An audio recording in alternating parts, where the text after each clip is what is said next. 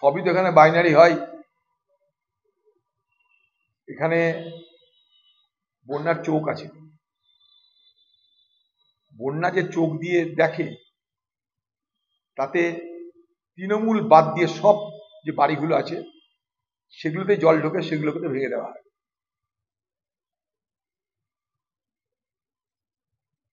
বাংলায় সর্বস্তরের মানুষ আছে ক্ষতিগ্রস্ত,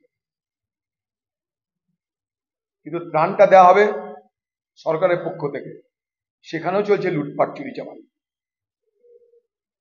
তার জন্য কথা বললাম যে দিদি বাংলার বন্যারও চোখ করে দিয়েছে, যে যা বন্যা ভাঙবে, যা বন্যায় ক্ষতিগ্রস্ত হবে সব তৃণমূলের লোক দেবে, কোনো তৃণমূলের লোককে খাতির করে, আর বাকি যারা আছে তাদের কিছু দরকার নেই। আর প্রত্যেকবার যখন বন্যা হবে দিদি একটা সেই পুরনো তত্ত্ব, ম্যানমেড বন্যা। আমি বলি এটা ম্যানমেড না, ওম্যান মেড বন্যা। কারণ একটাই, জল ধারণের ক্ষমতা সব নদীতে কমে গেছে, সেই জল ধারণের ক্ষমতা বাড়ানোর চেষ্টা করা হয় না। চাতক পাখি যেমন বর্ষার জলের জন্য অপেক্ষা করে থাকে, তৃণমূল দলের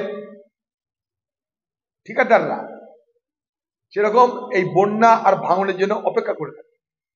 বন্যা আর ভাঙন হওয়া মানে ঠাকুর রামকৃষ্ণ স্বর্গ থেকে মর্তে নেমে আসে, দিয়ে বলে টাকা মাটি, মাটি টাকা, খালি মাটি ফেলবার চুরি করে। তাই বাংলা জুড়ে বন্যাকে সামনে রেখে, ভাঙনকে সামনে রেখে সর্বত্র চুরি বাটপারি করার নতুন দিগন্ত দিদিভাই খুলে দিয়েছে। প্রতি বছর আপনি বলেন ম্যানমেড, 14 বছর না 15 বছর কতদিন আছেন জানেন না, আপনি গুনে নেবেন, প্রত্যেক বছরে আপনি বলেছেন ম্যানমেড বন্যা। যদি ম্যানমেডই হয় তাহলে আপনি কিসের জন্য আছেন? আমি বলবো এটা ম্যানমেড না, আপনি আপনার ব্যর্থতা ঢাকার জন্য এটা এই যুক্তির অবতারণা করেন। উল্টে আমি বলতে চাই এটা ওম্যান মেড বন্যা।